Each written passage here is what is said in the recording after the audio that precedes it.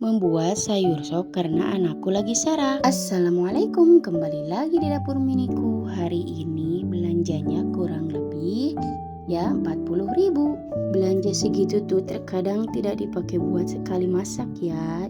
Ada sedikit-sedikit buat nanti. Kali ini cekernya setelah dicuci direbus dulu kurang lebih 30 menit. Kita tuh suka ceker ya, tapi malasnya itu loh, harus rebus dulu, jadi nggak bisa langsung dimasak. Ya jadi nambah waktu gitu, jadi lama kan. Kalau masak sayur sop biasanya anak-anak makannya wortel aja. Tapi untuk sekarang aku mulai dibiasakan ya makanan sayur apapun. Ya memang awalnya dipaksa ya, karena kalau tidak dipaksa ya kan nanti jadi kebiasaan. Karena apa ya teman-teman, sayuran tuh sangat penting buat tubuh. Insya Allah ya teman-teman, dari dipaksakan itu jadi nanti dia terbiasa ya kan.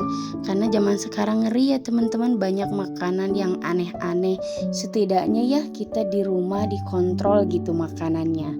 Kan kalau di luaran, kalau udah sekolah kita nggak tahu ya anak kita makannya pasti sembarang. Ya sesekali bolehlah makanan-makanan yang instan gitu. Jadi nggak setiap waktu ya teman-teman. Bukan apa-apa ya teman-teman ya kan. Zaman sekarang tuh penyakit tuh bukan hanya melanda buat orang tua saja, tetapi anak kecil pun sekarang ya aneh-aneh. Ada yang udah diabetes, ginjal ya naudzubillah min dzalik lah.